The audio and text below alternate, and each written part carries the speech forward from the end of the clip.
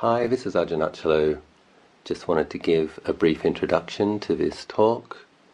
So I'm happy to share with you another talk in the series of the talks that I gave while leading a pilgrimage to the Buddhist holy sites in northern India. This talk is actually a reading which I read in the Jetavana in Savathi.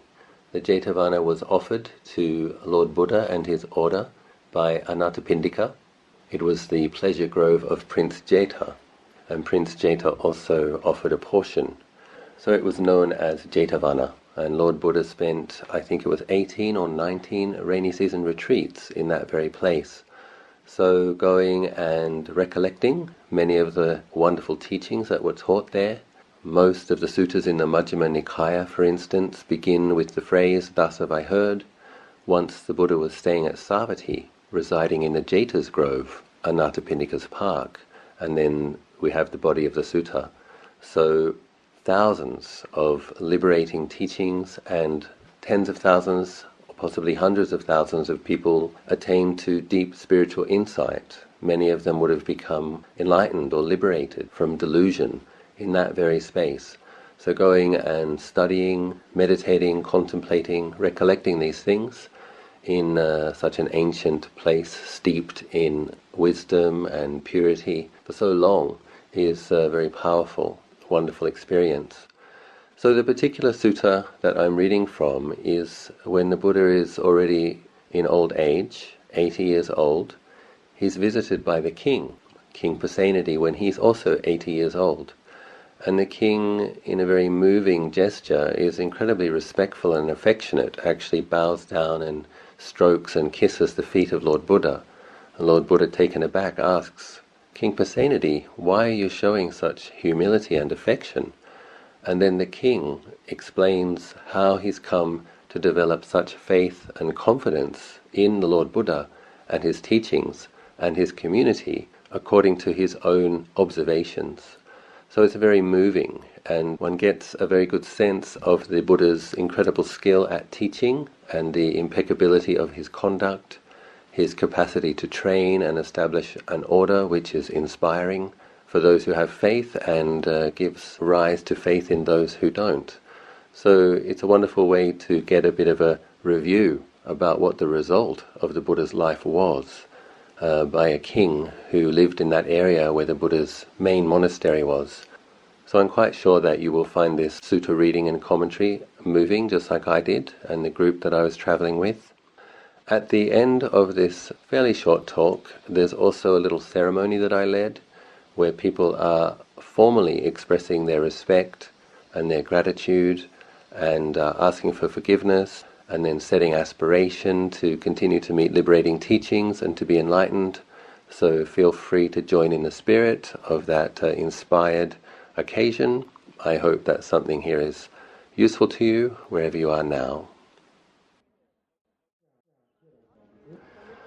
So in considering what to talk about here in Savathi, there were so many wonderful teachings offered, and there are so many wonderful characters, it's hard to know where to begin. Usually people begin with the Anathapindika first meeting the Buddha, becoming very inspired and intending to find a place to accommodate the Buddha here in Savathi. So Anathapindika was a very wealthy and extremely generous person. He was famous for giving to the poor and to giving to people from all religious sects without bias, extremely generous philanthropist. But I thought rather than begin with the beginning, I might read something that occurred later on, because it gives a lovely glimpse of what had occurred here in this area. So as I mentioned earlier, in the Majjhima Nikaya, most of the suttas in that whole collection of suttas begin with "Thus have I heard." Once the Blessed One was staying at Savathi, residing at the Jeta's Grove, Anathapindika's park. So that's where we are now. It's our very good fortune that we can come here and soak up the blessings. The sutta I'm going to read is very touching.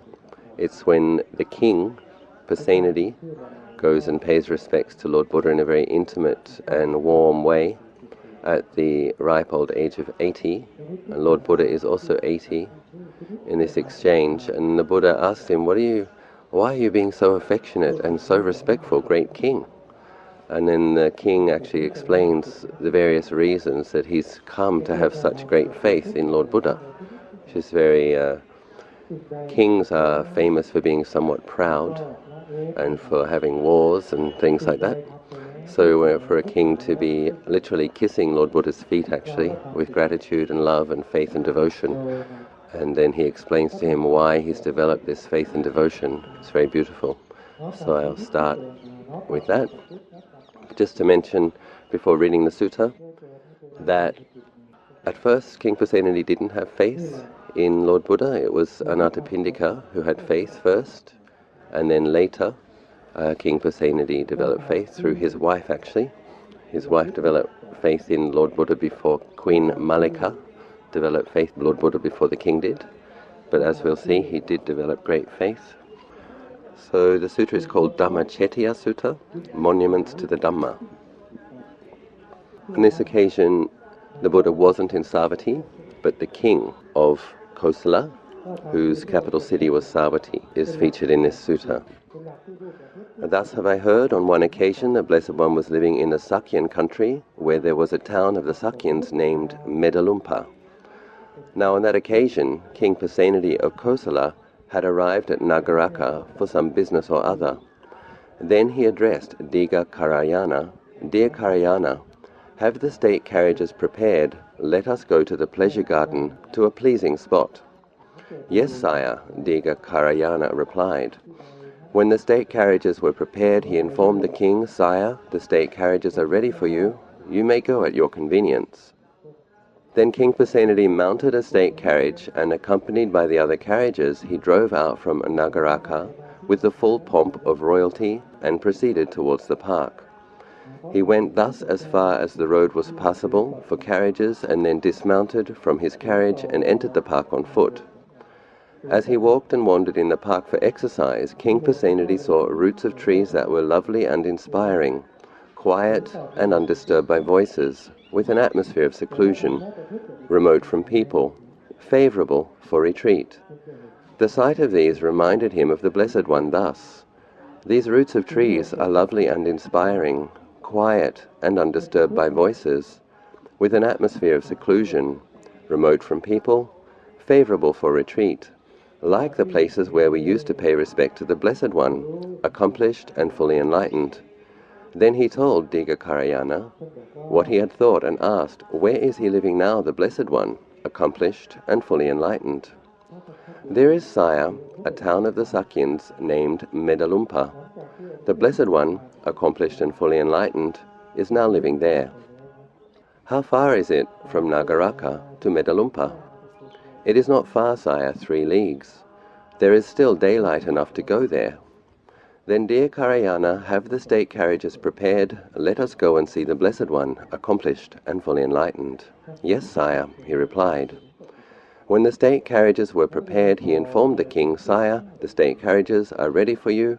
You may go at your convenience. Then King Pasenadhi mounted a state carriage and, accompanied by the other carriages, set out from Nagaraka towards the Sakyan town of Medalumpa.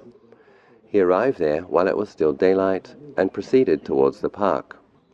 He went thus as far as the road was passable for carriages, and then he dismounted from his carriage and entered the park on foot. Now on that occasion, a number of bhikkhus were walking up and down in the open, doing their walking meditation. Then King Pasenadhi went to them and asked, Venerable sirs, where is he living now, the Blessed One, accomplished and fully enlightened? We want to see the Blessed One. That is his dwelling, great king, with the closed door. Go up to it quietly, without hurrying. Enter the porch, clear your throat, and tap on the panel. The Blessed One will open the door for you. King Pasenadhi handed over his sword and turban to Diga Karayana, then and there. Then Diga Karayana thought, so the king is going into secret session, and I have to wait here alone. Without hurrying, King Pasenadhi went quietly up to the dwelling with the closed door, entered the porch, cleared his throat, and tapped on the panel. The Blessed One opened the door. Then King Pasenadhi entered the dwelling, prostrating himself with his head at the Blessed One's feet. He covered the Blessed One's feet with kisses and caressed them with his hands, pronouncing his name. I am King Pasenadhi of Kosala, Venerable Sir. I am King Pasenadhi of Kosala, Venerable Sir. But great King, what reason do you see for doing such supreme honor to this body and for showing such friendship? Venerable Sir, I infer, according to Dhamma, about the Blessed One. The Blessed One is fully enlightened. The Dhamma is well proclaimed by the Blessed One. The Sangha of the Blessed One's disciples is practicing the good way. Now, Venerable Sir, I see some recluses and Brahmins leading a limited holy life for 10 years, 20 years, 30 or 40 years, and then on a later occasion I see them well groomed and well anointed with trimmed hair and beards, enjoying themselves provided and endowed with the 5 chords of sensual pleasure. That means pleasant sights, pleasant sounds, pleasant tastes, pleasant touches, etc. But here I see bhikkhus leading the perfect and pure holy life as long as life and breath last. Indeed, I do not see any other holy life elsewhere as perfect and pure as this. This is why, Venerable Sir, I infer according to Dhamma about the Blessed One. This Blessed One is fully enlightened. The Dhamma is well proclaimed by the Blessed One. The Sangha of the Blessed One's disciples is practicing the good way. Again, Venerable Sir, kings quarrel with kings, nobles with nobles, Brahmins with Brahmins, householders with householders, mother quarrels with son, son with mother, father with son, son with father. Brother quarrels with brother, brother with sister, sister with brother, friend with friend. But here I see bhikkhus living in concord, with mutual appreciation, without disputing, blending like milk and water, viewing each other with kindly eyes. I do not see any other assembly elsewhere with such concord. This too, Venerable Sir, is why I infer according to Dhamma about the Blessed One. The Blessed One is fully enlightened, the Dhamma is well proclaimed by the Blessed One, the Sangha of the Blessed One's disciples is practicing the good way. So you imagine the king at 80 years has had a lot of experience of society on many levels, and he really notices this harmony and peaceful cohabitation of the Sangha. Again, Venerable Sir, I have walked and wandered from park to park and from garden to garden. There I have seen some recluses and Brahmins who are lean, wretched, unsightly, jaundiced, with veins standing out on their limbs, such that people would not want to look at them again. I have thought, surely these venerable ones are leading the holy life in discontent, or they have done some evil deed and are concealing it. So lean and wretched they are, such that people would not want to look at them again. I went up to them and asked, why are you venerable ones so lean and wretched, such that people would not want to look at you again? Their reply was, it is our family sickness, great king. But here I see bhikkhus smiling and cheerful, sincerely joyful, plainly delighting, their faculties fresh, living at ease, unruffled, subsisting on what others give, abiding with mind as aloof as a wild deer's. I have thought, surely these venerable ones perceive successive states of lofty distinction in the Blessed One's dispensation, since they abide thus smiling and cheerful, with mind as aloof as a wild deer's. This too, Venerable Sir, is why I infer according to Dhamma about the Blessed One. The Blessed One is fully enlightened, the Dhamma is well proclaimed by the Blessed One, the Sangha of the Blessed One's disciples is practicing the good way. So I think I can ask you just to look to your right, and you can see a group of Theravadan forest monks. I'm not sure if they have progressive stages of lofty realization, but I think we can see there's a radiance, isn't there? There's a composure. When bhikkhus keep the Vinaya and practice meditation, are mindful and circumspect, we can see 2,500 years later, because of the Buddha's wisdom in laying down his training rules, the monks are inspiring to look at. And you can compare them to the fake Indian monks that were waiting for donations in front of the Buddha's kuti. And there is a difference, isn't there? We won't dwell on that, though. So the king, with his powers of observation, was able to see the radiant, serene faces, the result of practice. Again, Venerable Sir, being a head-anointed noble king, I am able to have executed those who should be executed, to find those who should be fined, to exile those who should be exiled, Yet, when I am sitting in council, they break in and interrupt me. Though I say, gentlemen, do not break in and interrupt me when I am sitting in council. Wait till the end of my speech. Still, they break in and interrupt me. But here I see bhikkhus, while the Blessed One is teaching the Dhamma to an assembly of several hundred followers, and then there is not even the sound of a disciple of the Blessed One coughing or clearing his throat. Once the Blessed One was teaching the Dhamma to an assembly of several hundred followers, and there a disciple of his cleared his throat. Thereupon, one of his companions in the holy life nudged him with his knee to indicate, "Be quiet, Venerable Sir, make no noise.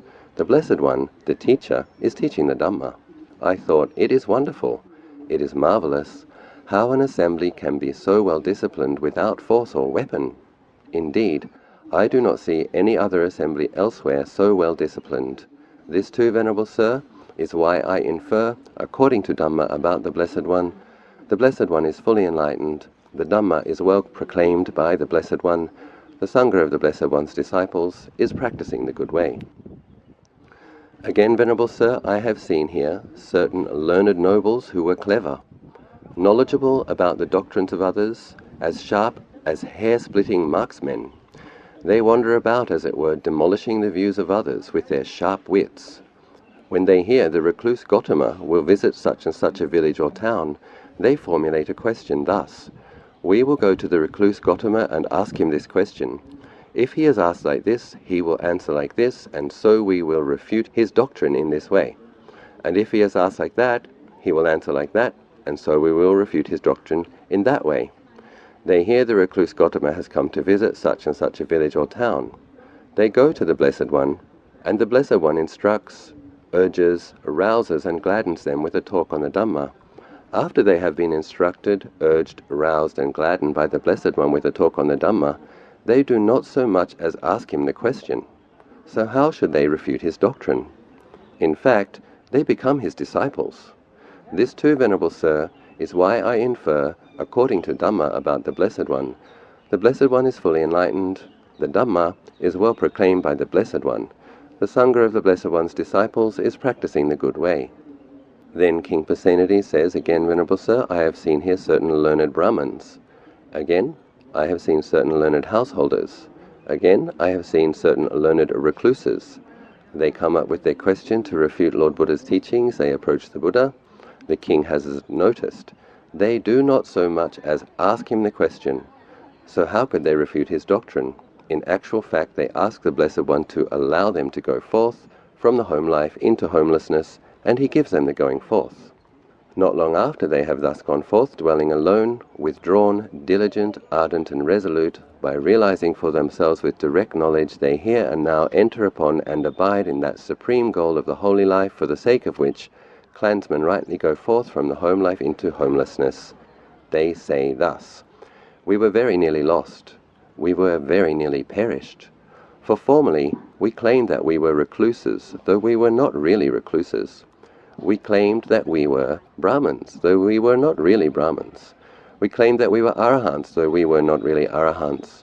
But now we are recluses, now we are Brahmins, now we are Arahants. This too, Venerable Sir, is why I infer, according to Dhamma, about the Blessed One. The Blessed One is fully enlightened. The Dhamma is well proclaimed by the Blessed One. The Sangha of the Blessed One's disciples is practicing the good way." Now imagine that Lord Buddha spent 18 rains retreats here in the Jetavana and several more in nearby monasteries, and the king has been the king that whole time. So during that time he's seen these prominent Brahmins, prominent teachers, prominent householders, many of them with doubts, coming up with the ways that they were going to find fault with Lord Buddha's teaching, and he's observed that not only did they not find fault, they actually ordained, and then within not very long, sometimes weeks, sometimes months, possibly in some cases years, those very people who were going to find fault actually became enlightened disciples of the Blessed Way. So the king has had a lot of opportunity to witness many people going forth and many people becoming liberated in his very kingdom. And so he's very moved by this. Again, Venerable Sir, Isidatta and Purana, my two inspectors, eat my food and use my carriages. I provide them with a livelihood and bring them fame. Yet despite this, they do not do such honor to me as they do to the Blessed One.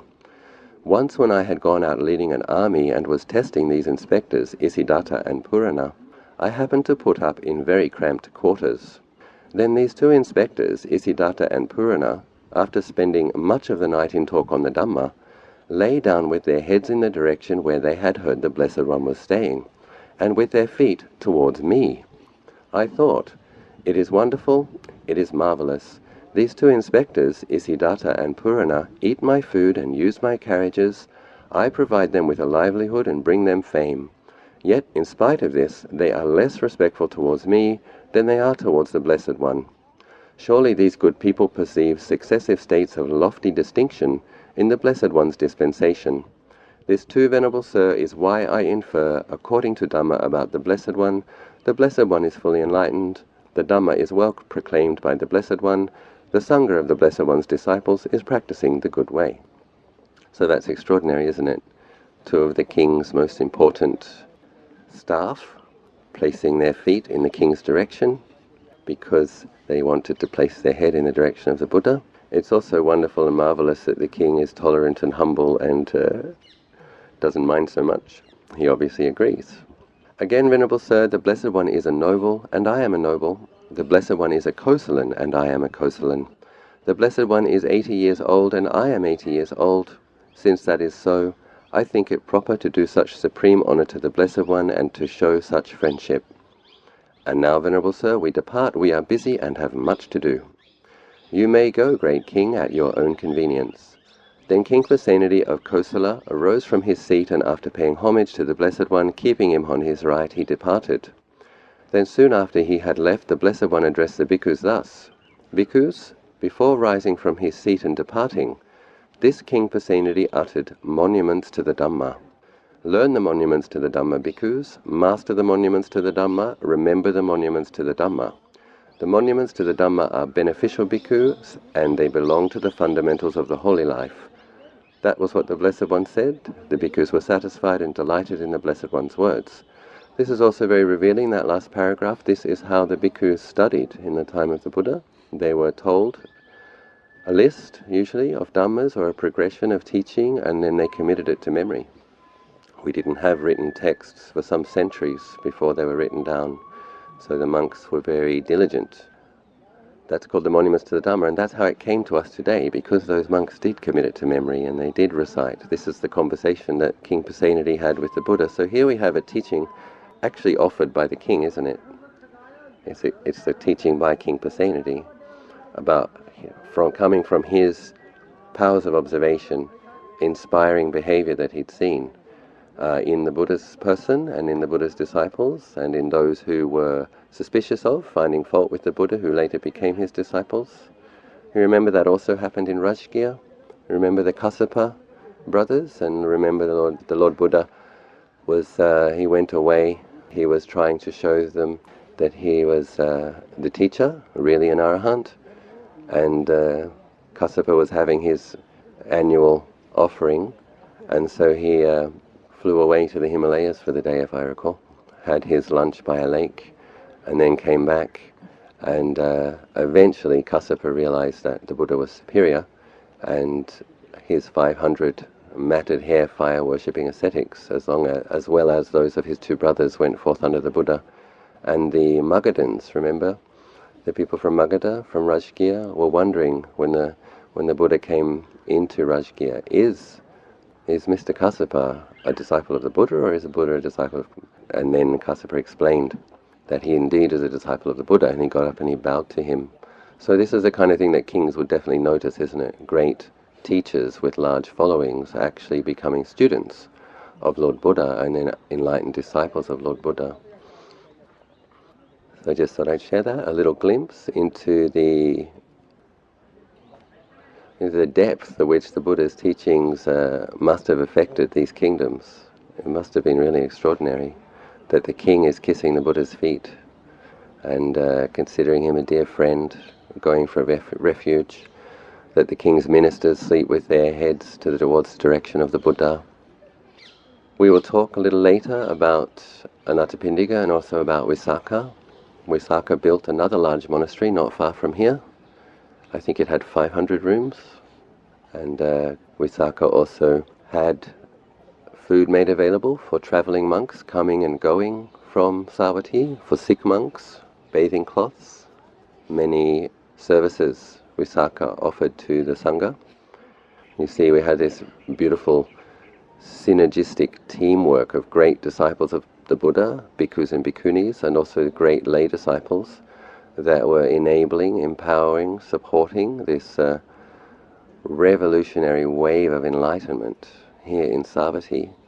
Many thousands of bhikkhus, I suspect thousands of bhikkhunis, many tens of thousands of lay people would have attained to levels of enlightenment right here in this vicinity.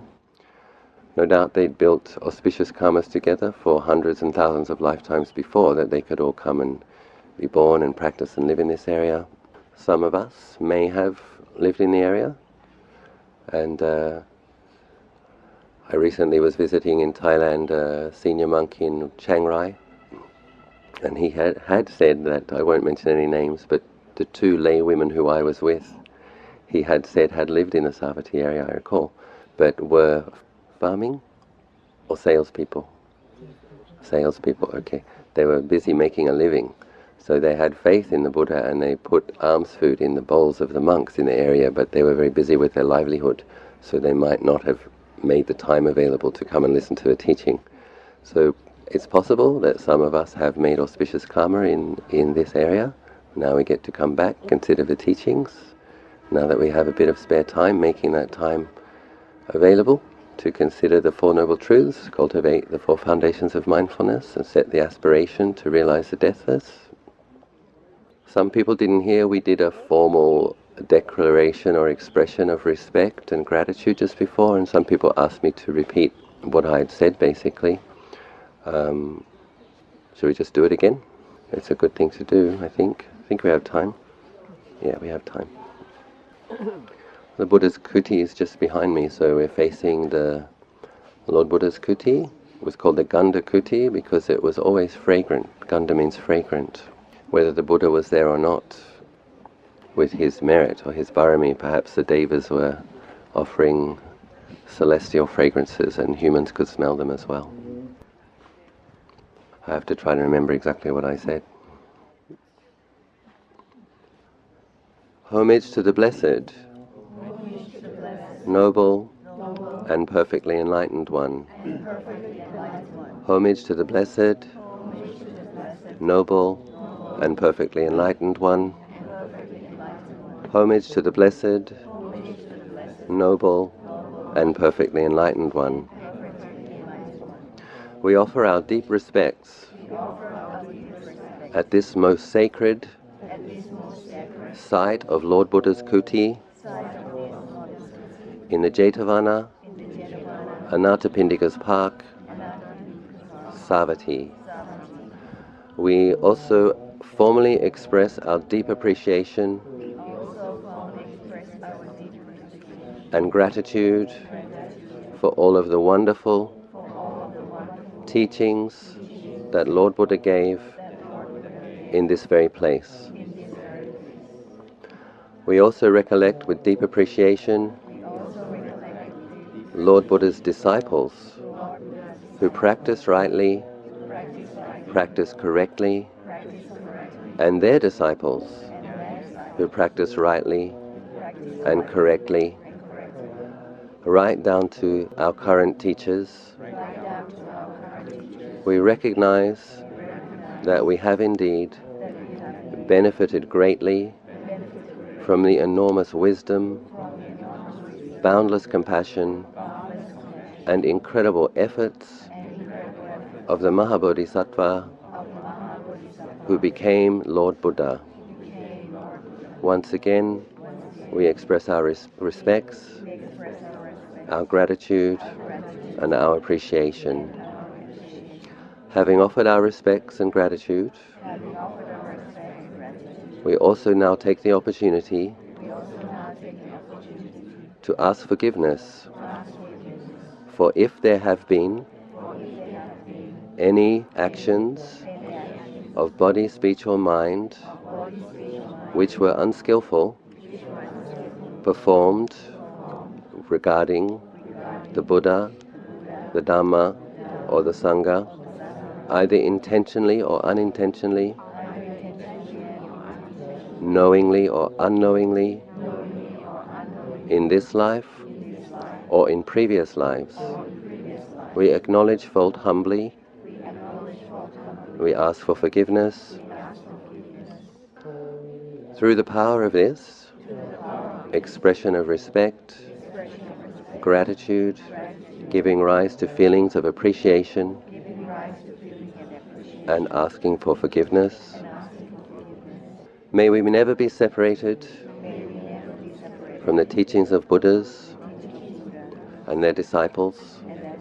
May we always come in touch with the true, most sacred, liberating, holy Buddha Dhamma.